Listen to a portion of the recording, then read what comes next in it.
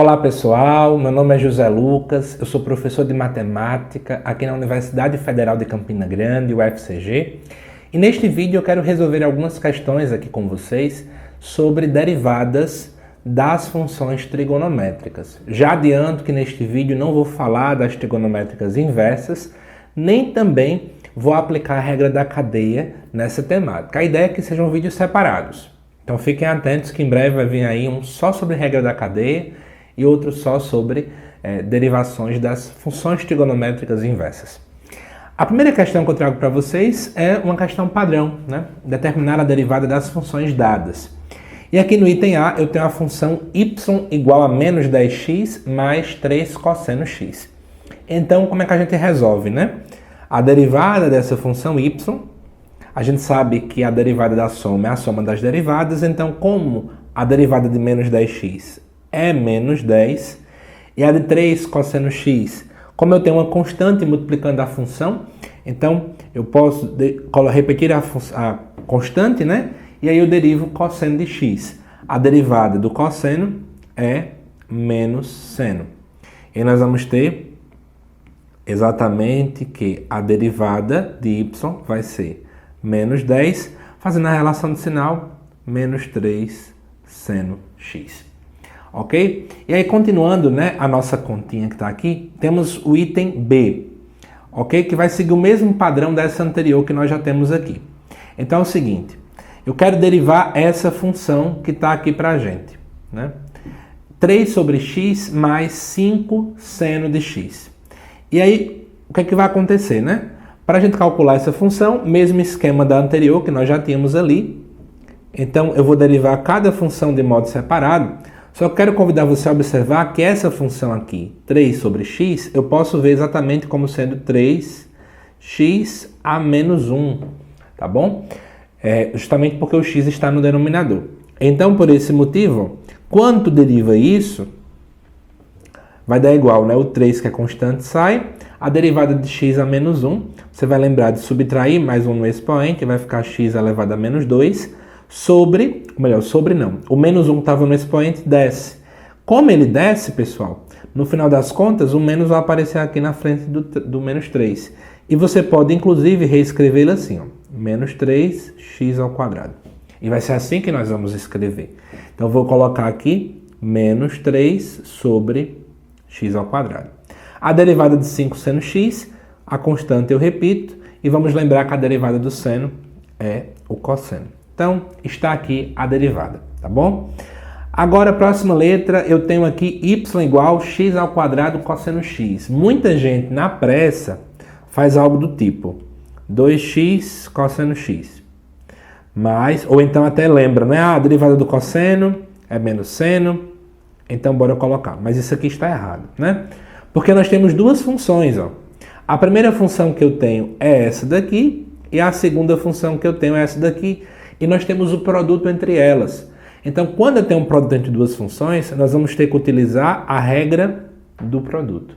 E aí, para utilizar, então, a regra do produto, a gente deriva a primeira, no caso, que vai ficar 2x, vezes a segunda, mais, repete-se a primeira função e a derivada da segunda. A derivada do cosseno de x é menos seno x. E aí, para finalizar, a gente faz as relações de sinal, tá bom? Vai ficar menos x ao quadrado seno x. Cuidado, que tem gente que acha que deve juntar esse x com esse x e ficar algo do tipo. Ou, alguns ainda colocam assim, né? 2 cosseno de x ao quadrado, porque juntam x com outro. Eu quero adiantar para vocês que a gente não pode fazer isso. Por quê? Esse x que eu estou marcando aqui com marca-texto, ele é um argumento da função cosseno. Então a gente não pode misturar ele. Por esse motivo tem até autores que pedem que a gente coloque assim, ó, entre parênteses, esse x que é o argumento, tá bom? Então cuidado para a gente não misturar as coisas, tá certo? Vamos prosseguir. Aqui eu tenho calcular a derivada de y igual a raiz de x vezes secante de x mais 3, ok? Pessoal, aqui eu tenho que usar a regra do produto novamente, né? Eu vou fazer bem passo a passo, ó. Vou ter que fazer a derivada de raiz de x vezes a secante de x, mais, repete a primeira função, vezes a derivada da secante de x, mais a derivada de 3. Mas como 3 é constante, a sua derivada é zero. E aí, por esse motivo, né, vamos ter que lembrar primeiramente que a derivada da raiz de x vai ser 1 sobre 2 raiz de x. Para quem não lembra, basta você lembrar que a raiz de x é x elevado a 1 meio. Então, quando se deriva, vai descer, né, o expoente, tá aqui, ó, 1 sobre 2. E quando você subtrair 1 de 1 sobre 2, vai ficar menos 1 meio. Então, a gente joga para o denominador e por isso que apareceu a raiz. Ok? Isso vezes a secante de x mais raiz de x vezes a derivada da secante. A derivada da secante é tangente x vezes secante x. E aí, pessoal, para finalizar, você pode fazer uns pequenos ajustes, tá bom? Lembrando que isso aqui é tudo derivada, né? Que eu acabei não colocando. Secante de x sobre 2 raiz de x mais raiz de x, tangente de x, secante de x. Tem gente que gosta de colocar secante aqui em evidência. Se colocar, vai ficar assim, ó. Isso porque eu tinha secante aqui como fator comum das nossas parcelas, né? Enfim, essa é a resolução dessa letra D. Agora vamos para a letra E. Então eu tenho aqui, mais uma vez, o produto de duas funções. Derivada da primeira, a derivada do seno é o cosseno multiplicado pela tangente, mas eu repito a primeira e a derivada da tangente é secante ao quadrado de x. Ok? Não precisa fazer muita coisa, mas, professor, eu quero. Então, vamos lá. Se você quiser, você pode fazer o seguinte, né? Eu vou repetir aqui, ó. Só que eu vou lembrar, por exemplo, que a tangente é seno sobre cosseno. E vou lembrar que a secante é 1 sobre cosseno ao quadrado de x, que você pode escrever as duas fraçõezinhas aqui. E aí, se você escrever assim, então, por exemplo, aqui daria para cancelar esse com esse, e aí só sobraria o seno de x. E aqui, se você quiser, aqui é bem opcional, você poderia pegar isso aqui, ó, escrever como tangente de x sobre cosseno de x, onde esse cosseno que sobrou aqui é exatamente esse que está aqui. Uma outra forma, e aí eu ainda acho que fica mais legal, é você nem escrever tudo que está aqui, ó, é deixar o seno de x secante ao quadrado de x, repetir aqui, e aí você colocaria o seno em evidência, né? 1 mais secante ao quadrado de x. Seria uma outra forma. Enfim, nessa parte final as manipulações algébricas ficam ao gosto do cliente, tá bom? Agora vamos lá para outra função. Aqui vem a letra F. A ideia que eu coloquei essa daqui é justamente para a gente poder treinar a regra do quociente. Então, derivada do numerador, a derivada do cosseno é menos seno, vezes o denominador, menos, repete o numerador, derivada do denominador. A derivada de 1 é zero, mas a derivada do seno é cosseno. E aí, repete agora o nosso denominador ao quadrado, ok? E aí, quando a gente vai abrindo as continhas, ó, vai dar menos seno x, menos seno ao quadrado x, menos cosseno ao quadrado x, sobre 1 mais seno de x ao quadrado. Se você quiser, colocando menos em evidência, então eu coloco menos aqui na frente, ó, eu teria seno x, seno ao quadrado x, cosseno ao quadrado x, 1 mais seno x. Por que eu fiz isso? Porque o que eu vou marcar agora de marca-texto dá exatamente 1, né? O seno ao quadrado de x mais o cosseno ao quadrado de x dá 1.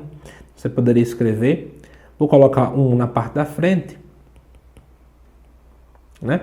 E aí aqui embaixo eu vou fazer assim, ó. Como eu tenho ao quadrado, eu vou escrever assim, porque eu poderia cancelar um com o outro, então ficaria menos 1 sobre 1 mais seno x. Ok, pessoal?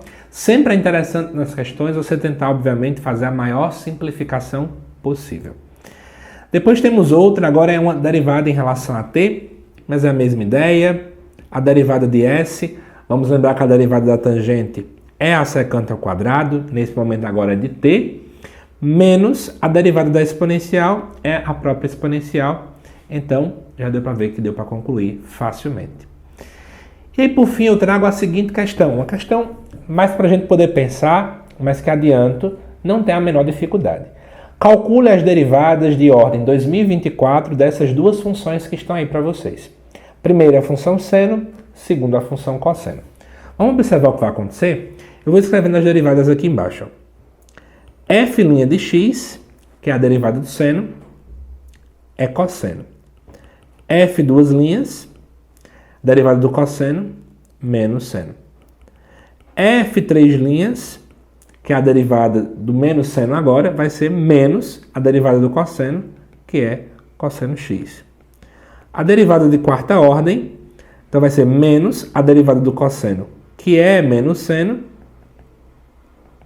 Se você for derivando novamente, você vai perceber que vai dar cosseno, depois menos seno, depois menos cosseno e volta para o seno. Isso quer dizer o seguinte, né?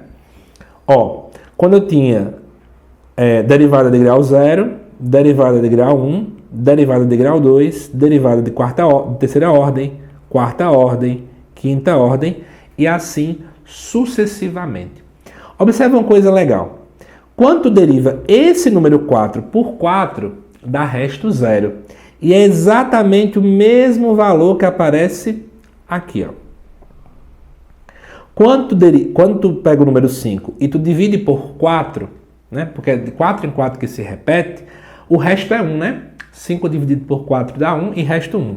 Então, no final das contas, ó, isso aqui é a mesma derivada do valor 1. A mesma coisa com 6 e assim por diante. Então, qual é a ideia? Você vai pegar o 2024, vai dividir por 4, que vai dar 5.